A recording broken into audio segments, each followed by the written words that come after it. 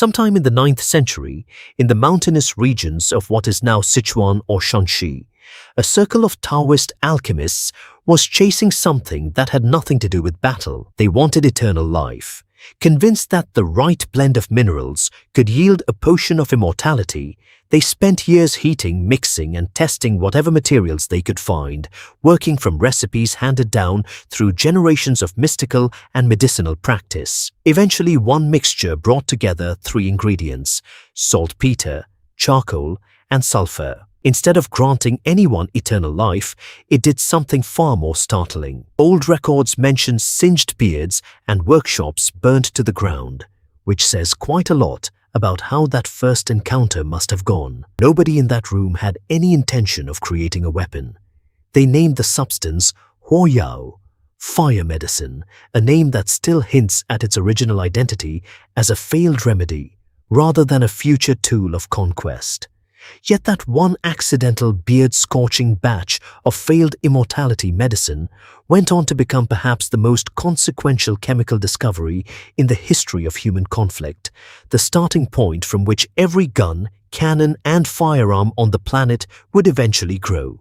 So how did people get from a botched potion in a Taoist workshop to an actual firearm? The path runs through bamboo tubes lashed to spears, a siege that proved the new substance had real military value, centuries of steady refinement, and a slow migration of knowledge across an entire continent that would eventually shift the balance of power everywhere people lived. It helps to understand, in the simplest terms, what that early gunpowder actually was, since the basic chemistry explains a lot of what followed.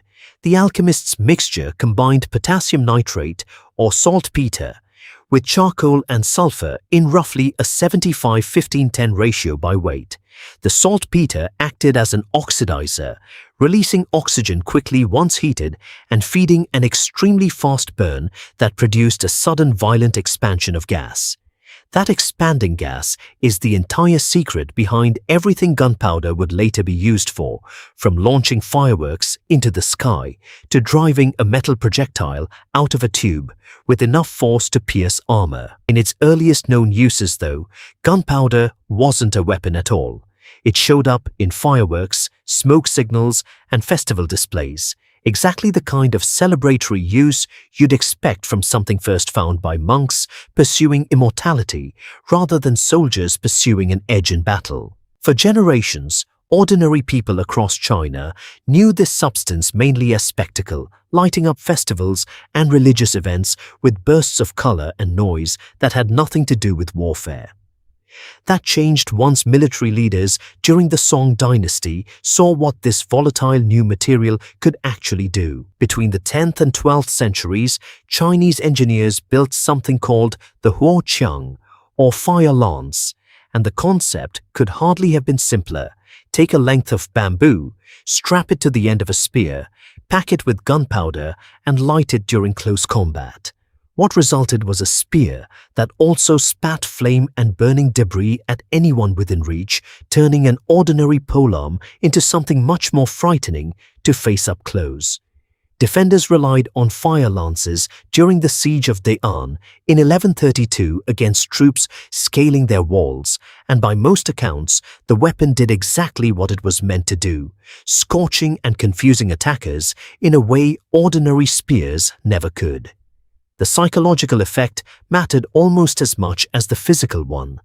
Soldiers trained their whole lives to fight with blades and spears suddenly faced an enemy who could throw fire itself, and that kind of shock often counted for as much on a medieval battlefield as actual wounds. Once gunpowder had proven itself in real combat, improvements came quickly, and each one followed fairly naturally from whatever had come before. Fire lance makers began packing pellets and pottery shards into the bamboo tubes along with the powder, turning a weapon that once just produced flame into one that also flung small projectiles with real force. That was a genuine conceptual leap, shifting the weapon's purpose from intimidation and burning toward actual physical, penetrating injury delivered at range, the basic idea underlying every firearm that would follow. The next obstacle was the bamboo tube itself, which couldn't hold up under stronger gunpowder charges without splitting apart, sometimes injuring the very soldier holding it. Once Chinese craftsmen learned to cast bronze tubes sturdy enough to contain that pressure safely, the hand cannon appeared, a weapon that used the expanding gas from burning gunpowder to fire a single solid projectile with far more force and range than any bamboo fire lance ever managed. By the 13th century, metal-barreled hand cannons were already common across China, a real leap in both reliability and power compared to the earlier bamboo weapons. Chinese engineers also scaled the same basic idea up into devices like the thunderclap bomb and the heaven-shaking cannon, capable of genuinely powerful explosions and able to bring down fortified positions that had once seemed unbreakable. When the Mongols invaded China in the 1200s, they ran into these gunpowder weapons directly, in sieges such as the defense of Kaifeng in 1232, and the encounter left a deep impression. Rather than simply losing to the new technology, they adopted it. Once they had conquered China and set up the Yuan dynasty, they carried gunpowder weapons westward with them into new conquests across Asia and toward the Islamic world.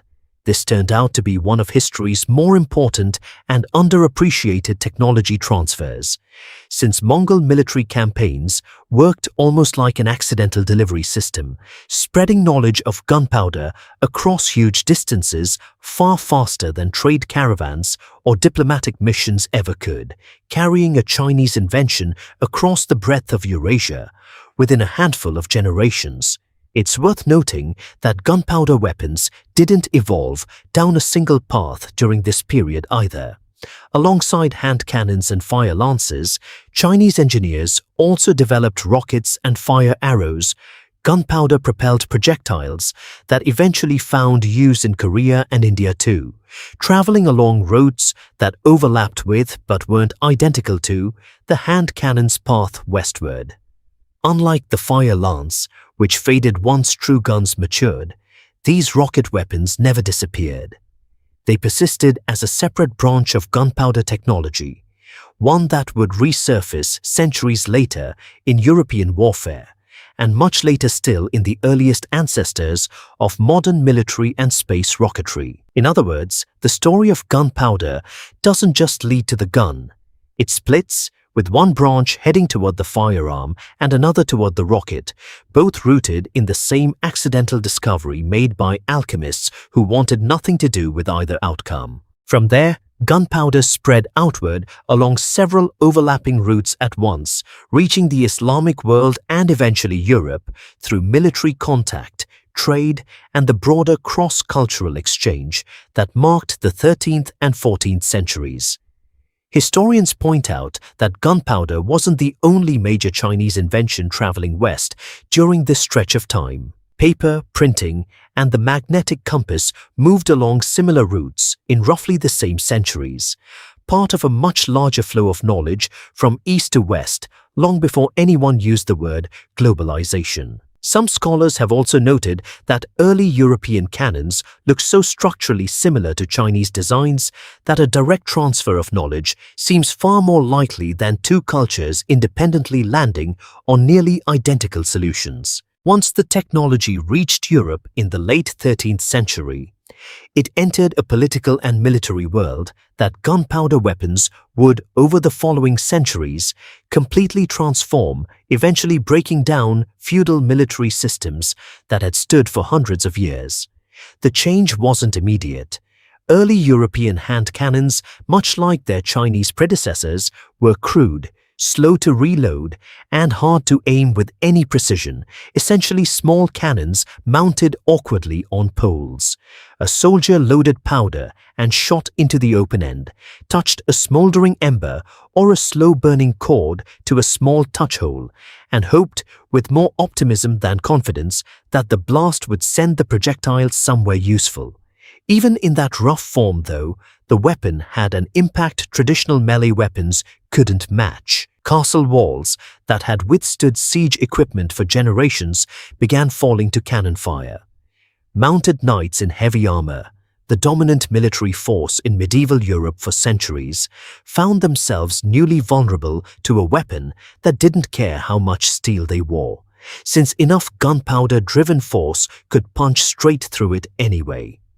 The entire social and military order built around expensive, heavily armored cavalry began to wobble, since a relatively cheap weapon in the hands of a far less expensively trained soldier could now take down someone who had spent a lifetime and a fortune preparing for combat the old way. That shift reached well beyond the battlefield, reshaping the architecture of European warfare itself. As cannons grew more powerful and increasingly effective against tall stone walls, the traditional castle design, built around thin, high walls meant to repel scaling attackers and arrows, became dangerously outdated almost overnight in historical terms. Military engineers responded with the Star Fort and the Bastion, low, angled, heavily reinforced fortifications built specifically to deflect and absorb cannon fire, rather than simply stand tall and hope for the best. The medieval castle, a form that had defined the European landscape for centuries, was gradually replaced by structures that looked almost nothing like it, all because of a weapon that had originated half a world away, in the hands of monks chasing eternal life. The next major leap came in the late 15th century with the matchlock mechanism, and this single development is what finally turned gunpowder weapons from clumsy novelties into the backbone of organized infantry warfare across the continent. The core problem with earlier hand cannons was that firing one took two hands and real coordination. One hand to steady the weapon, the other to bring a burning ember or cord to the touch hole at exactly the right instant, all while trying to aim at a moving target in the chaos of battle. The matchlock solved this neatly by attaching a slow-burning cord, held in a curved clamp called a serpentine, directly to the weapon. Pulling the trigger lowered that already lit cord into a small pan of priming powder, setting off the main charge automatically and leaving the shooter free to hold and aim the weapon with both hands right up until the moment of firing. It sounds like a small mechanical tweak, but it was genuinely transformative, the first mechanical firing device ever built into a handheld firearm, and for the first time it let a single trained soldier fire a gunpowder weapon with some real precision instead of just pointing roughly in the right direction and hoping. By the early 15th century, matchlock arquebuses were showing up in growing numbers across Western Europe, especially in Spain, France, and the Holy Roman Empire, and the weapon spread rapidly from there across Eurasia. The Ottoman Empire, already familiar with gunpowder since the 14th century, built matchlocks directly into the elite Janissary Corps that formed the core of Ottoman military strength, using them to strong effect in engagements such as the Battle of Goa in 1510, alongside Portuguese forces who also depended heavily on matchlock weapons during that same period. In 1543, Portuguese traders brought matchlock technology to Japan, where local gunsmiths refined the design so thoroughly that Japanese matchlocks, known as Tanegashima, came to be seen as some of the finest firearms made anywhere in the world at the time, admired for their precision and craftsmanship even by European observers. China itself, having set off this entire chain of innovation centuries earlier, ended up reabsorbing an improved version of its own invention, developing matchlock weapons called birding guns specifically to counter ongoing Mongol raids along its northern frontier, a strange and fitting loop for a technology that began as a failed immortality potion in that same general region.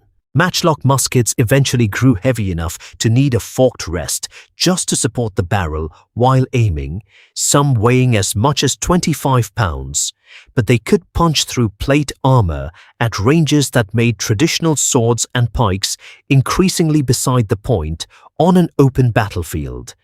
Because loading and firing a matchlock took real time and left the user briefly exposed during the process, musketeers usually needed protection from close-range attacks, typically provided by pikemen stationed alongside them.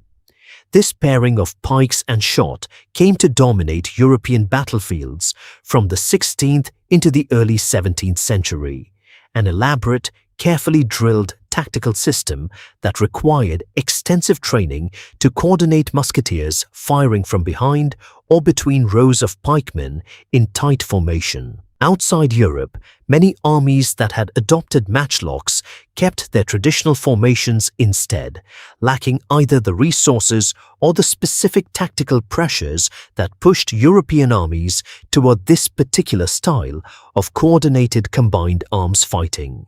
The matchlock had one obvious persistent flaw that every user understood right away. It needed an open, slow-burning flame at all times, which made it nearly useless in wet weather, gave away a soldier's position in the dark, and required constant tending of the burning cord, even when nothing was happening on the battlefield. The fix arrived gradually, through a few intermediate steps worth understanding. The wheel-lock, developed in the early 16th century, used a spring-loaded wheel spinning rapidly against a piece of pyrite to generate sparks, removing the need for a constantly burning match altogether. That made wheel-locks especially practical for cavalry, who needed weapons they could carry loaded and ready without tending an open flame on horseback.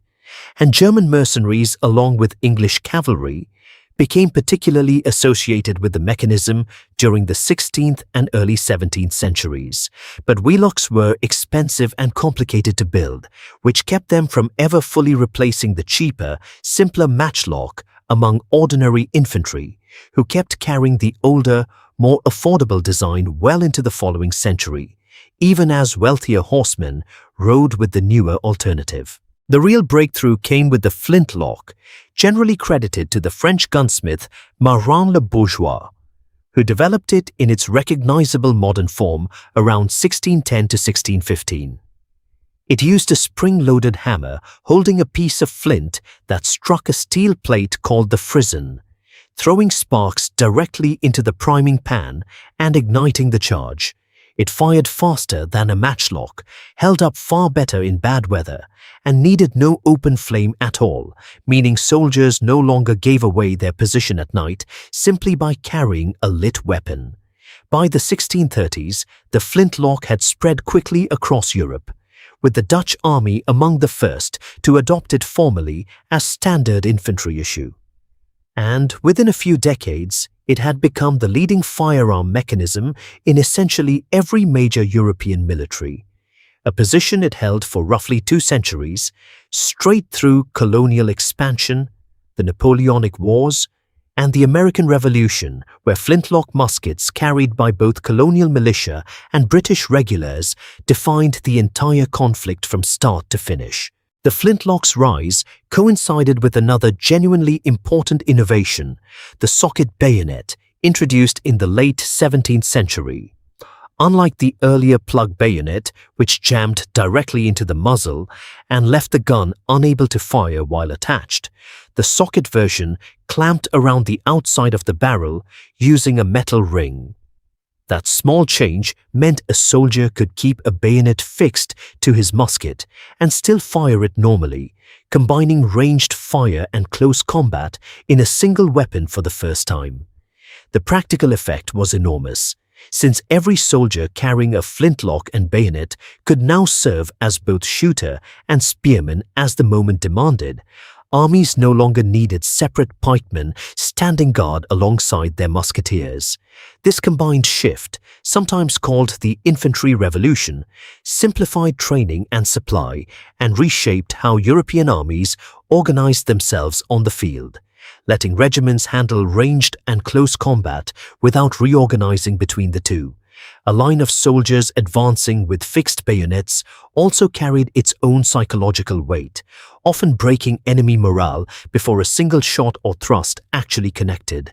The flintlock's roughly 2-century run finally ended in the early 19th century with the percussion cap, a small metal cap holding a shock-sensitive chemical that ignited instantly when struck, doing away entirely with loose priming powder, flint, and steel.